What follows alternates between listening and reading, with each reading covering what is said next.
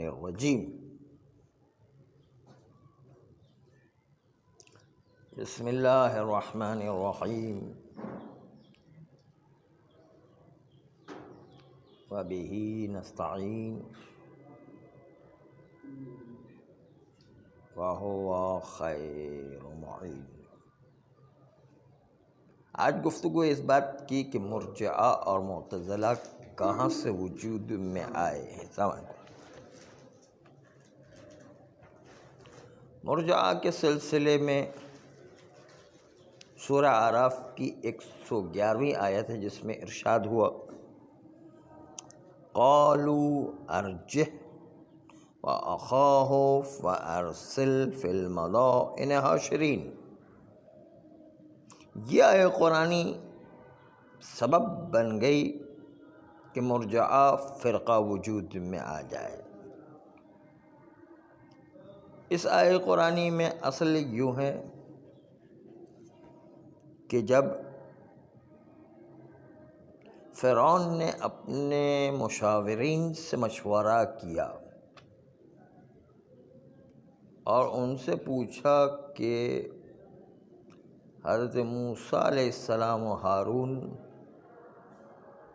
یہ تم سے اپنی حکومت چھین لینا چاہتے ہیں اور تمہاری جگہ پر وہ آنا چاہتے ہیں، تو تم بتاؤ کہ اب ان کے ساتھ کیا کیا جائے۔ تو فرعون کے مشاورین نے فرعون سے یہ کہا اور اسی جملے کو قرآن نے نقل کیا ہے قالوا ارجعہ واخاہ وارسل فی المدائن حاشرین۔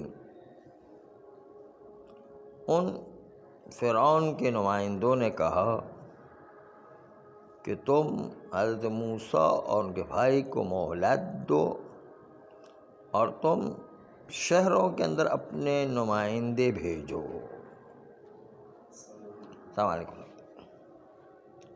یہ جو وارجہ کہا ہے یہ لفظ ان لوگوں پر غلبہ کرنے لگ گیا کہ جو صرف نیت کو اہمیت دیتے ہیں اور ایمان قلبی کو مانتے ہیں، عمل کو مانتے ہی نہیں ہیں۔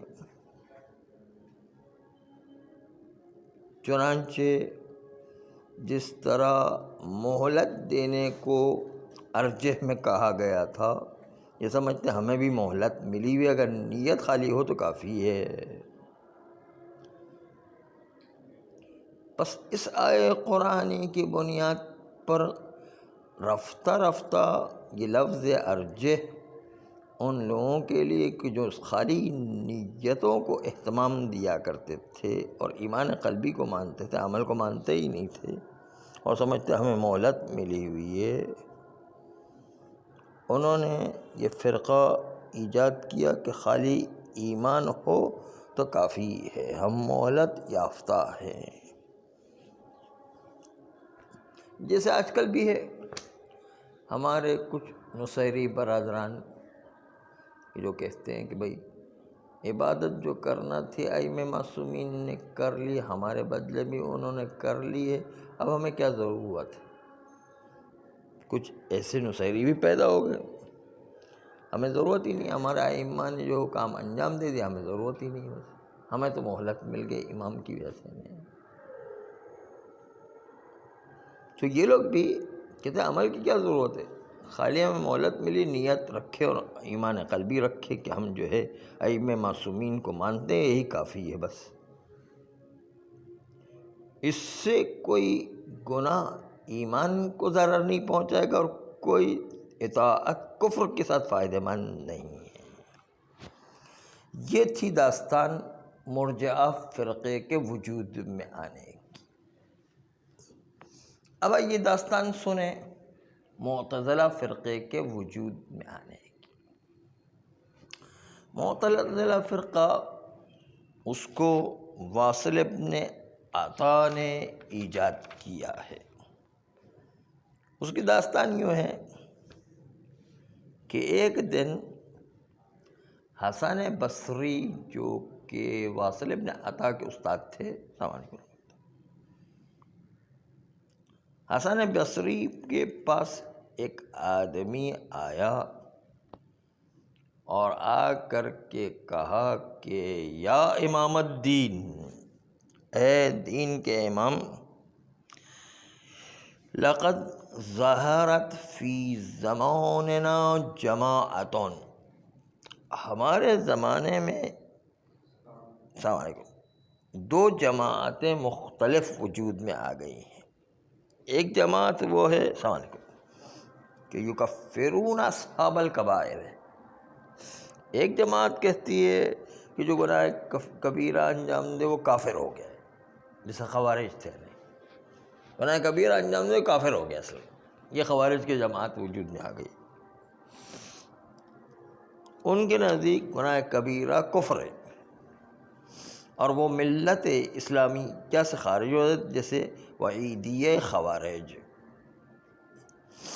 دوسری جماعت وہ ہے جو مرجعہ کی ہے، جو اصحاب کبائر کے ہونے کے باوجود کبیرہ ان کے نزدیک ایمان کو ضرر نہیں پہنچاتا ہے، بلکہ عمل ان کے مذہب کے مطابق تو رکن ایمان ہے ہی نہیں. وہ کہتے ہیں کہ ایمان کے ساتھ معصیت کوئی ضرر نہیں پہنچایا، جس طرح کفر کے ساتھ اطاعت کوئی ضرر نہیں، نفع نہیں پہنچایا کرتا. تو یہ 2 گروہ کو آ کر اس آدمی نے حسن بصری سے کہا فَكَيْفَ تَحْكُمُ لَنَا فِي ذَلِكَ، آپ ہمارے لیے اس مسئلے میں کیا حکم فرماتے ہیں کہ گناہ کبیرہ والا کافر ہو جاتا ہے یا نہیں؟ گناہ کبیرہ والا آزاد ہے اور گناہ کبیرہ کے بغیر بھی ایمان سلامت رہتا ہے. 2 فرقوں کی بات ہو گئی. اب کیا کہتے ہیں؟ حسن بصری سے پوچھنے کے بعد حسن بصری تو جو فکر میں ڈوب گئے. کہیں تو وہ دونوں ایک دم عجیب و غریب فرقے آ گئے. ایک طرف تو جو ہے کفر کا فتویٰ دیا جا رہا ہے، السلام علیکم، ایک طرف تو کفر کا فتویٰ دیا جا رہا ہے، تو دوسری تو اتنا آزاد رکھا ہے کہ معصیت کے سے ایمان میں کوئی کمی نہیں ہوتی، ایمان کے اندر کوئی ضرر نہیں پہنچتا ہے. تو دونوں فرقے ایک دوسرے کے بالکل مخالف فرقے ہیں. ایک فرقہ کہہ رہا ہے کہ گناہ کبیرہ سے کوئی فرق نہیں پڑتا ہے اور ایمان اپنی جگہ پر سالم ہے، کیونکہ جو ہے معصیت و عمل ایمان میں کوئی دخیل نہیں.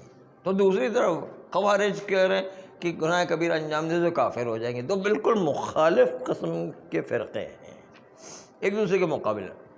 حسن بصری سے آ کر کے اس نے پوچھا کہ آپ امام دین ہیں، بتائیں کہ ہم کیا کریں، آپ کا کیا حکم ہے؟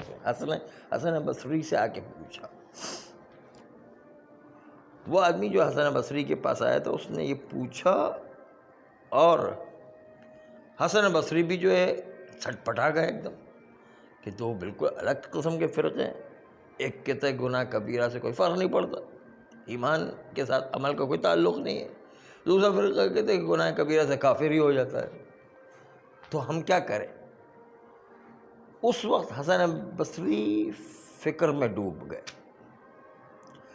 اب فکر کر کے جواب دینا ہی چاہتے تھے کہ قبل از اس کے کہ حسن بصری اس آدمی کا جواب دیں، واصل ابن عطا جو ان کے شاگردوں میں سے تھا، یعنی خود حسن بصری کا شاگرد تھا واصل ابن عطا، وہ بول پڑا.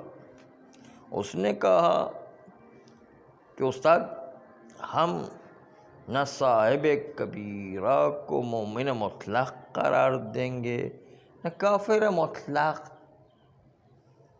بلکہ بین بین، نہ کافر مطلق نہ مومن مطلق، دونوں کے درمیان کی منزل اس کی ہوگی.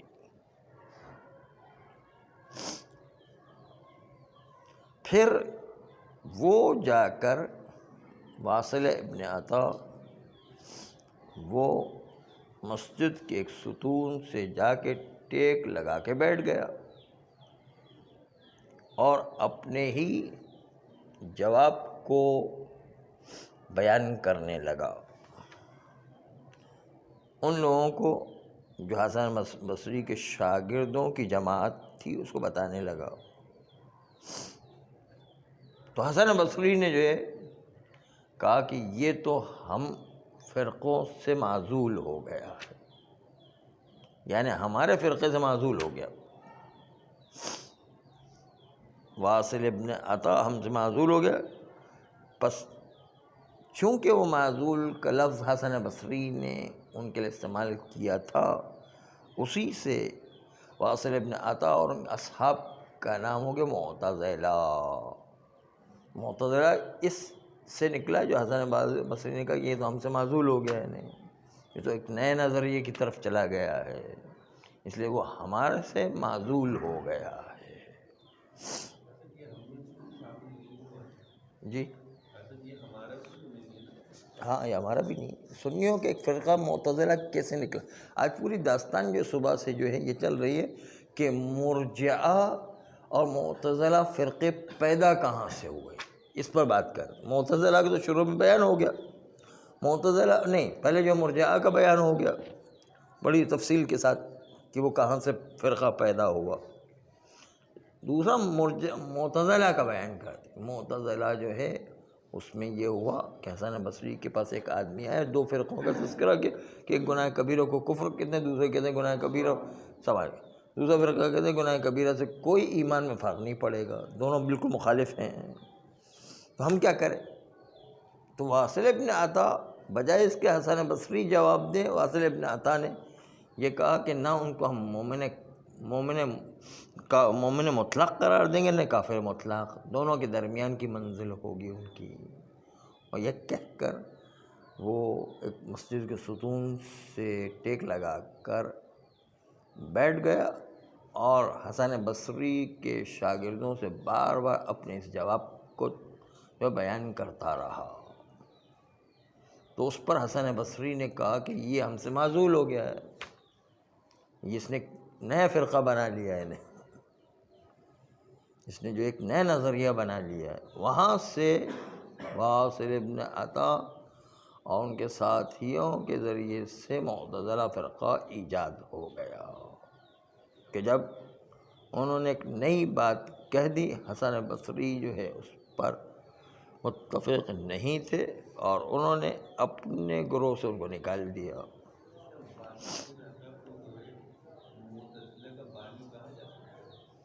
ہاں، ان کے اس نظریے کے بعد ہی یہ معتزلہ فرقہ شروع ہوا کہ نہ مومن کافر ہے، نہ مومن مطلق ہے، نہ کافر مطلق ہے۔ اس نظریے کے بعد ہی واصل ابن عطا کا یہ نظریہ جو شروع ہوا اور اپنے ساتھیوں بیان کرتا رہا، وہیں سے فرقہ پیدا ہو گیا۔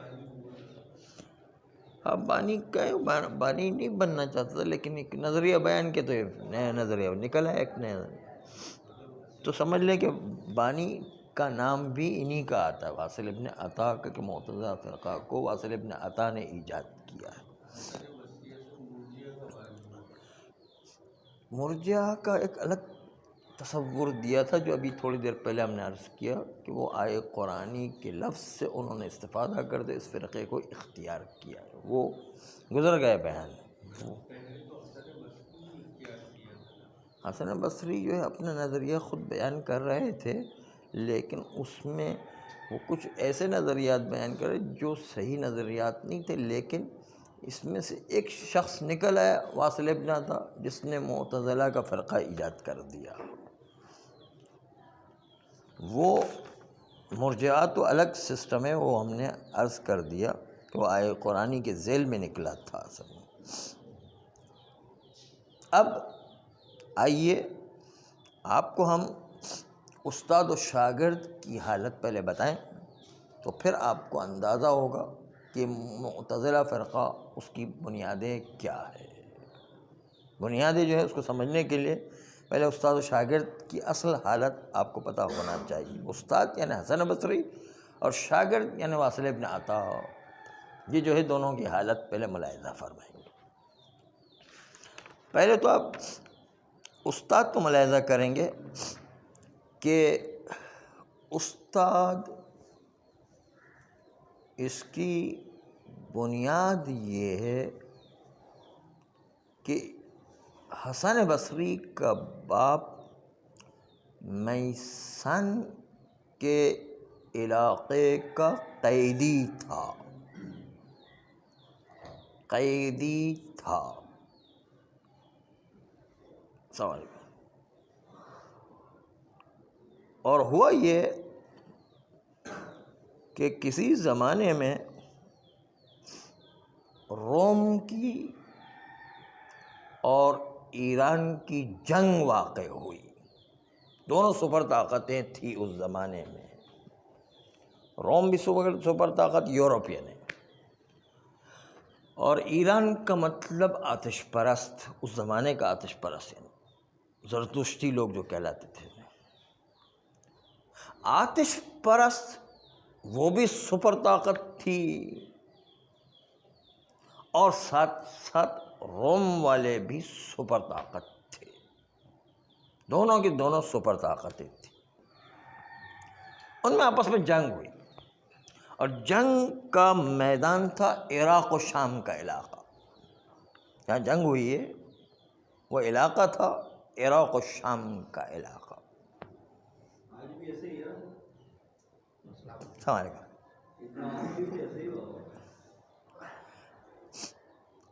آج کل تو ایسا ہے کہ ان کی فوجیں آ نہیں رہی، ہم ہی لوگوں کو لڑا رہے ہیں. ان کی فوجیں نہیں لڑ رہی، ہماری فوج آپس میں لڑ رہی ہیں.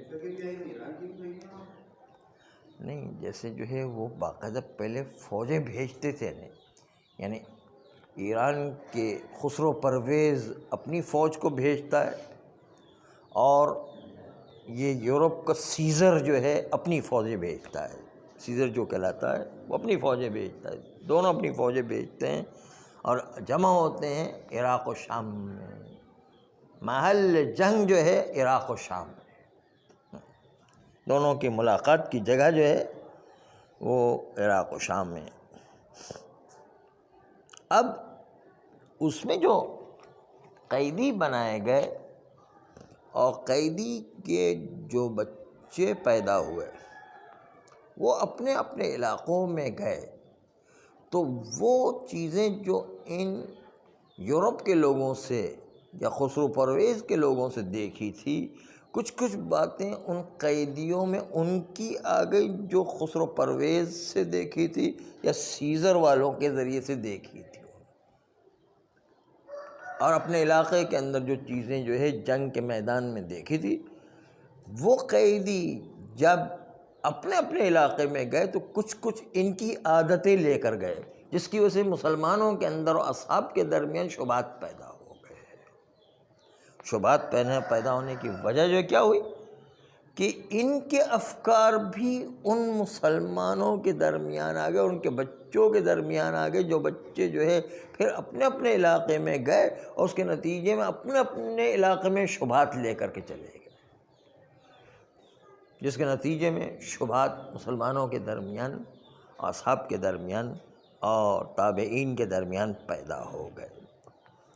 تو یہ جنگ تھی، جس جنگ کے آثار میں سے ایک اثر یہ ہوا کہ ان کے اپنے افکار، جو روم کے افکار تھے، جو خسرو پرویز کے افکار تھے، اور جو اس علاقے میں جہاں جنگ ہو رہی تھی اس کے افکار تھے، وہ بھی لے کر کے اپنے اپنے علاقے میں لوگ پہنچے.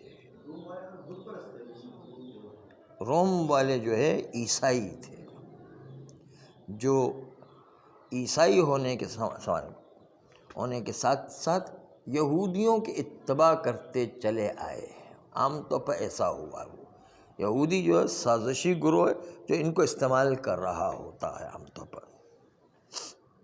خیر، آج بھی ایسے ہی پورے عیسائیت کو جو ہے یہودی گروہ استعمال کر رہا ہے اصل میں.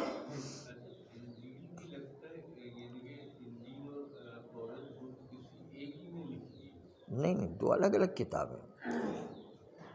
انجیل حضرت عیسیٰ پر اتری اور توریت جو حضرت موسیٰ پر اتری.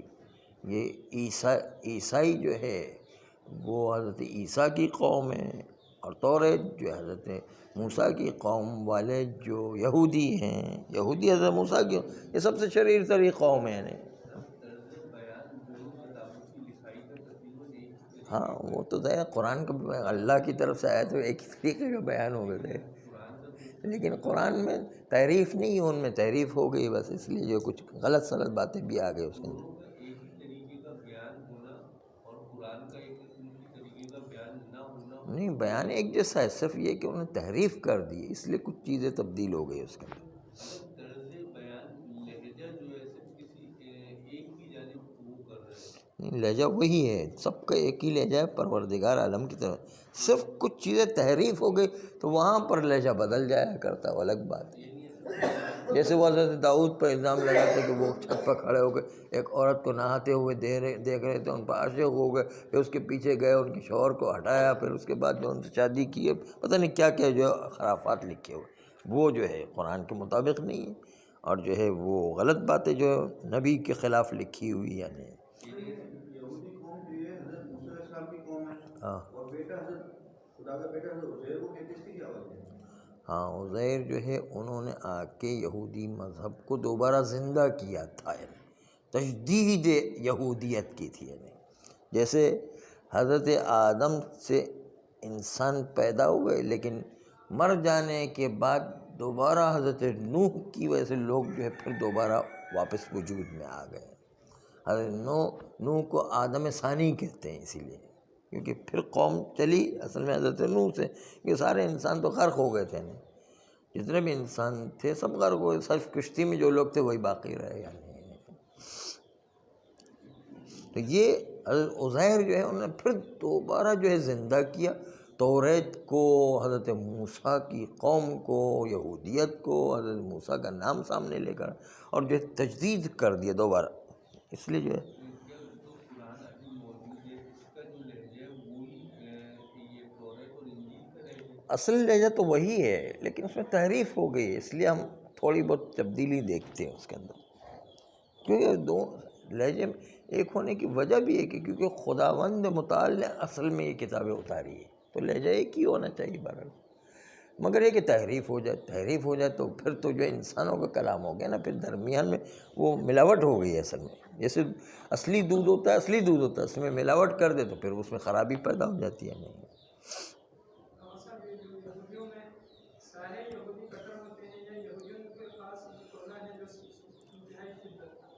ہاں، یہ بہت اچھا کہا کہ یہودی پوری قوم اتنی بری نہیں جتنا یہ یہودی ٹولہ خاص طور پر جو تیار ہوا ہے، جس کو سینیوس کہتے ہیں، سیونس جو ایک ٹولہ ہے، یہ ہے پوری دنیا میں فساد پھیلانے والا ٹولہ ہے، جو پوری دنیا میں فساد برپا کر رہا ہے۔ ویسے تو پوری قوم یہودی فساد والی ہے، لیکن یہ خاص طور پر ٹولہ جو ہے یہ پوری دنیا میں فساد برپا کر رہا ہے ابھی اس وقت، اور عیسائیوں کو وہی کنٹرول کرتا ہے، اور عیسائیوں کے اندر جو ہے پوری جتنی بھی عیسائی قومیں اور جتنی بھی حکومتیں ہیں سب کو کنٹرول کرنے والے وہ یہودی گروہ ہے، جس کو سینس کہتے ہیں۔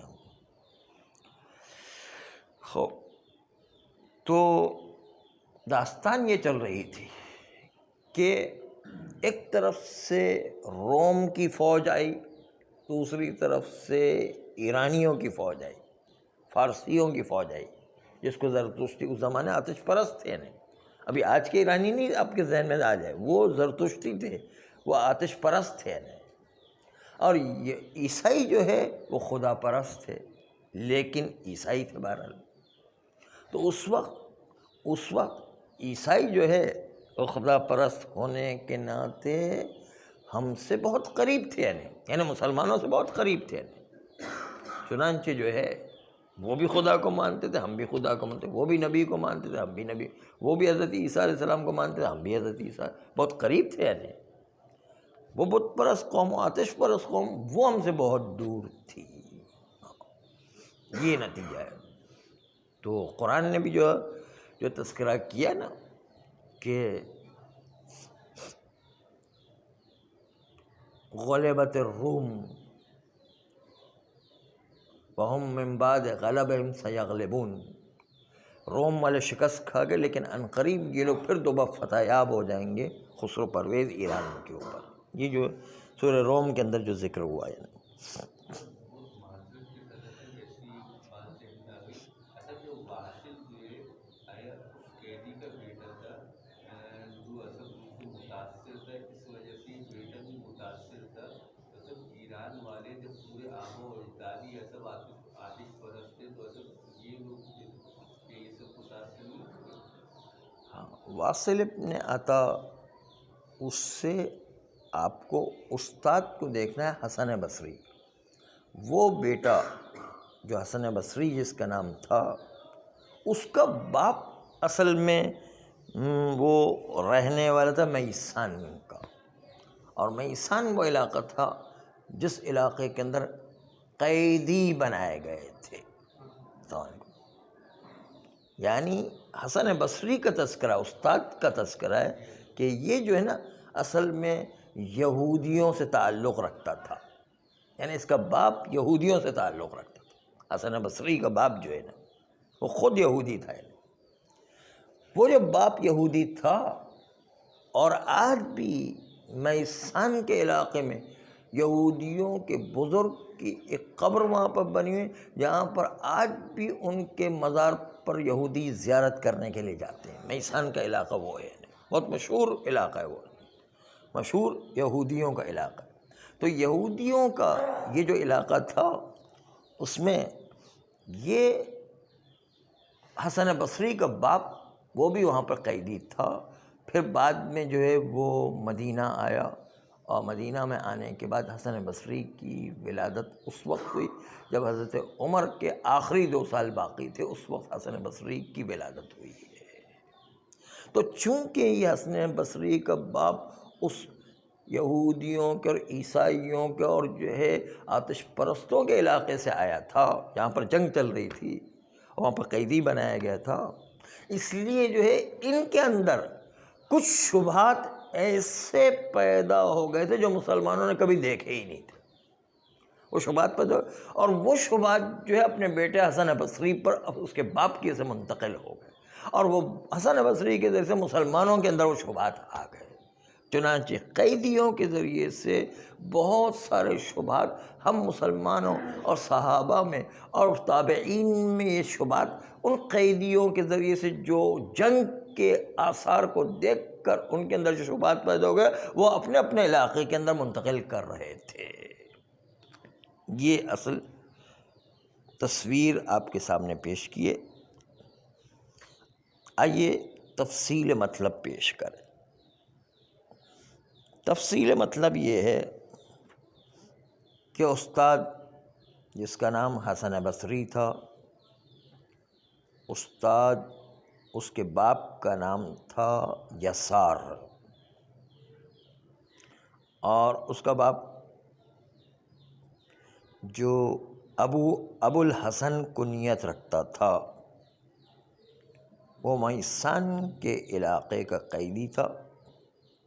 پھر وہ اس کی زوجہ مدینہ منتقل ہوتے ہیں، اور حسن کی ولادت ہوتی ہے اس وقت کہ جب حضرت عمر کے آخری 2 سال رہ گئے تھے، اس وقت ولادت ہوئی.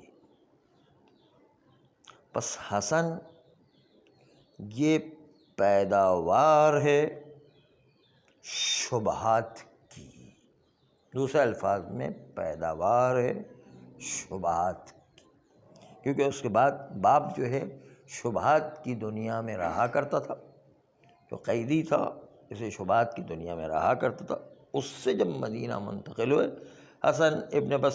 حسن ابن یسار بصری، تو اس کے نتیجے میں اس شبہات کے نتیجے میں جن جن علاقوں میں قیدی منتقل ہوتے رہے، ان علاقوں میں یہ یہودیوں کے، عیسائیوں کے، آتش پرستوں کے شبہات وہاں منتقل ہوتے رہے، کیونکہ وہ اس علاقے کے اندر بہت مشہور شبہات تھے، اور ان سے ان کے باپ متاثر ہوئے تھے.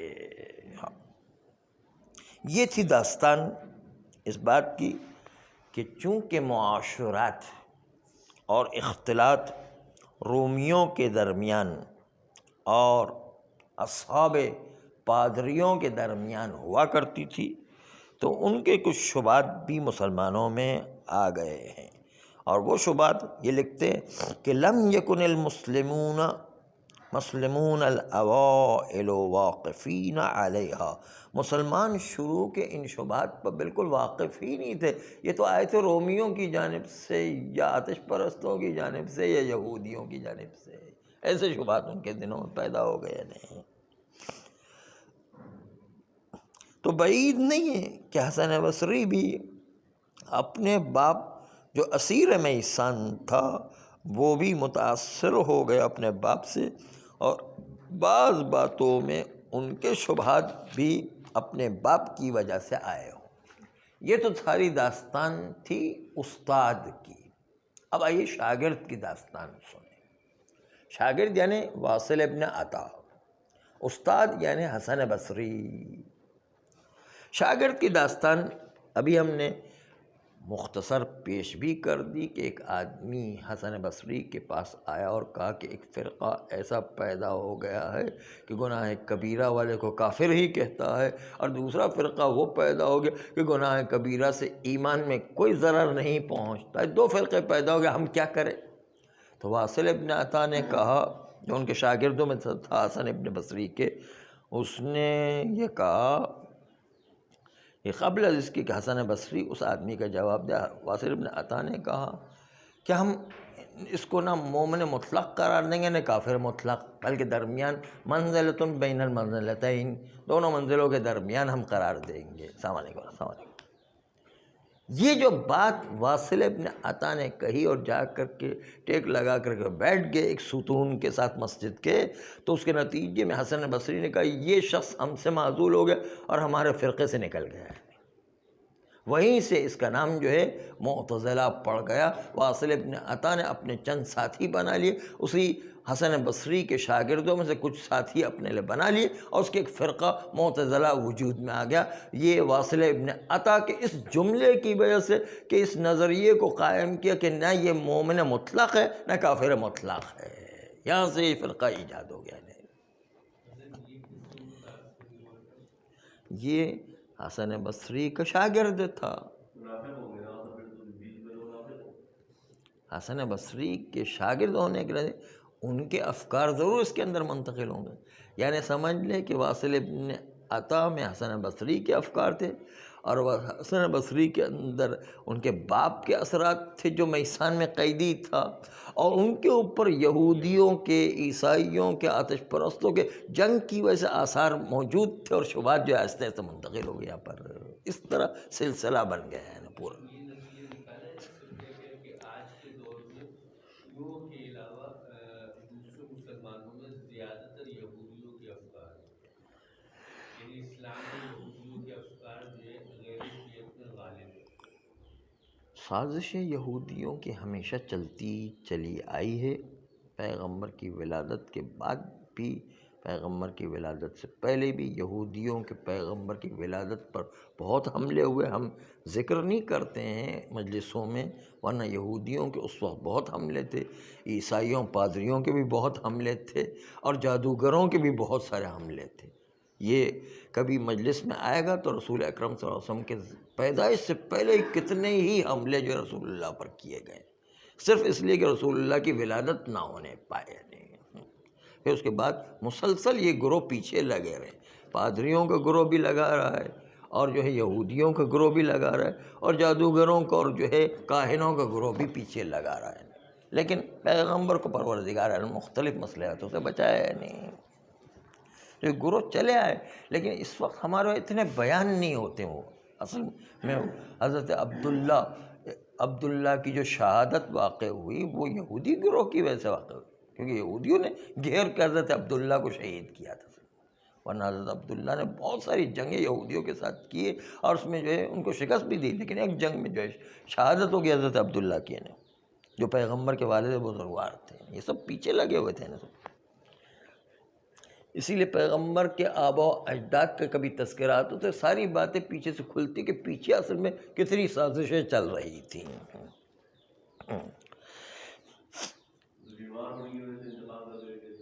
کس کے بیمار ہوئے؟ ہاں، لیکن وہ جنگ کے نتیجے کے اندر جو ہے زخمی ہو گئے تھے، پھر اس کے بعد جو بھی انتقال ہو گیا، لیکن اصل تو جنگ ہوئی تھی ان کے ساتھ یہودیوں سے. خیر، تو آپ نے آج استاد و شاگرد کا تذکرہ سنا کہ معتزلہ فرقہ کہاں سے وجود میں آیا اور مرجعہ فرقہ کہاں سے وجود میں آیا، اس کی اصل بنیادیں آج آپ کے سامنے پیش کرنا تھی۔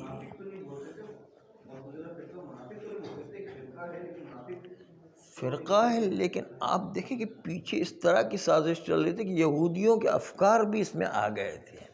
دیکھا آپ نے، واصل ابن عطا متاثر تھا حسن بصری سے، حسن بصری متاثر تھا اپنے باپ سے، اور باپ کے اندر جو ہے شبہات پیدا ہو گئے تھے یہودیوں کے بھی، رومیوں کے بھی، اور جو ہے آتش پرستوں کے بھی، اور وہ شبہات جو ہے مسلمانوں میں آ گئے پھر حسن نہیں، وہ افکار آ ہی جاتے ہیں۔ جب ایک آدمی ایک علاقے میں رہتے تو بہت سارے شبہات اس کے اندر آ جاتے ہیں۔ وہ قیدی بنا کر تھا، اس لیے اس کے اندر شبہات خود بخود آ گئے، چاہے منافق نہ ہو پھر بھی خود بخود شبہات آ ہی جاتے ہیں اس میں، جہاں جس علاقے میں رہیں گے وہاں کے شبہات۔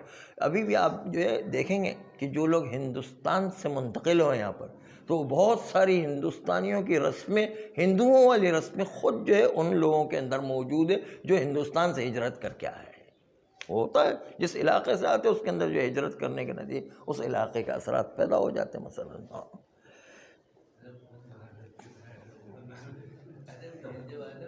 غیر شیعوں میں مسلمانوں میں اتنی سازشیں اور ان کا غلبہ ہے، تو شیعوں میں بھی سازشیں، تو سب ہمارے مدرسوں میں بھی سازشیں یہودیوں کی ہو رہی ہوگی۔ ہاں، بہت سازش ہوتی ہیں، لیکن الحمدللہ ہمارے مرجعیت کا سسٹم ہوا ہے کہ ساری سازشوں کو ناکام بنا دیتا ہے۔ اس لیے میں ایک جملہ کہوں، ابھی جو ہے بڑا، ویسے تو مجلس کا نکتہ ہے لیکن جو ہے اچھا ہے بہرحال یہاں بھی آ جائے، کہ جس جگہ پر ولایت علی کو مانا جائے گا وہاں پر کہیں جھوٹا رسول پیدا نہیں ہو سکتا ہے، اور جہاں پر جو ہے مرجعیت کو مانا جائے گا وہاں پر جھوٹے امام پیدا نہیں ہو سکتے ہیں۔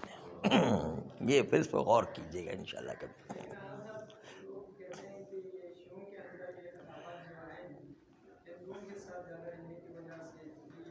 ہاں، وہ کچھ ہیں، کچھ خرف، جی نہیں وہ تو خیر نہیں ہے، بلکہ پہلے جو ہے لوگ آئے تھے ہجرت کرتے ہوئے، تو لوگ اس زمانے کے اندر جو آئے تھے، جو نئے نئے ہجرت کرتے، وہ گائے کو ذبح کرنے کو منع کرتے تھے، کہتے بھائی یہ تو جو ہے وہ خدا ہے، اور جو ہے جس طرح بت وہ جو ہے ہندو لوگ کہتے ہیں نا یہ گاؤ ماتا ہے مثلا، اس لیے جو ہے اس کی پوجا کرتے ہیں اور جو ہے اس کو جو ہے خدا مانتے ہیں۔ اسی طرح جو مسلمان بھی اتنا متاثر ہو گئے کہ گائے کو ذبح نہیں کرتے تھے مثلا پہلے، لیکن ابھی آج کل جو ہے بہت جو مسلمانوں کے علاقے میں آ گئے تو وہ اثر بچوں میں وہ اثر نہیں رہا، جو آئے تھے منتقل ہو ان میں یہ اثرات تھے اس قسم کے بہت سارے، جو ہندوؤں کے اثرات تھے یہاں، اور بہت سے ابھی بھی باقی ہیں یہاں۔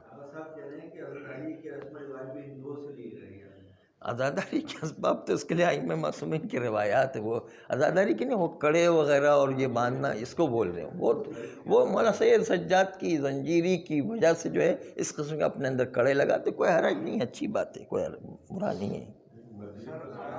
جی جی ہاں جی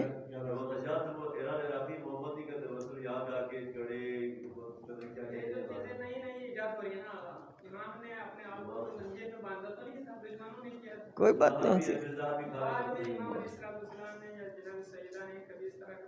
بہرحال اگر کوئی جائز چیزیں اور جو ہے وہ تصور لا رہے، جائز چیزیں اور تصور لا رہے ہیں سید سجاد علیہ السلام کی اسیری کا، تو کوئی حرج نہیں، کیا حرج ہے، وہ عزاداری کا ایک حصہ ہے، کوئی حرج نہیں، صرف یہ کہ حرام کوئی کام نہیں ہوگا۔ جیسے جو عزاداری کے اندر یہ کہیں کہ بھائی جو کہ بی بی زینب کی چادر اتر گئی تو ہم بھی چادر اتار دیں گے، تو یہ تو پھر بڑا مسئلہ بن جائے گا۔ ہاں، کوئی حرج نہیں، کوئی بات نہیں ہے، چلو فیشن میں، لیکن ایک اصل میں تو ان کا مقصد عزاداری ہی ہے، یعنی وہ کوئی حرج نہیں ہے۔ مٹکے کا وزن، چلو بہرحال اگر کسی علاقے کے اندر یہ عزاداری کا حصہ ہے تو ٹھیک ہے، دیکھیں عزاداری میں جو ہے ایک اصول دیا گیا ہے، وہ اصول یہ ہے کہ ہر علاقے میں جس عرف کو مانا کہ عزاداری ہے تو اس کو مانو، بس ٹھیک ہے۔ غم حسین صرف حرام کام درمیان میں نہیں ہونا چاہیے، بس یہ اصول دیا کہ کوئی حرام کام نہیں ہو، ٹھیک ہے، کوئی حرج نہیں، عزاداری کا حصہ۔ جی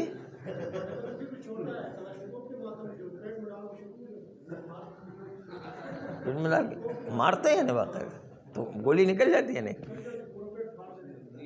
پھر مرتا ہے نہیں آدمی. اچھا ہاں چلو ٹھیک ہے, عزاداری کا ایک حصہ ہے تو کوئی بات نہیں.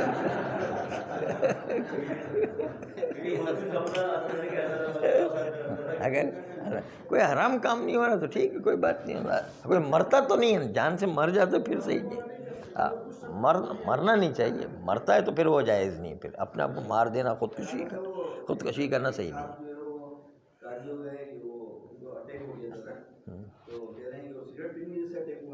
ہاں سگریٹ کی وجہ سے,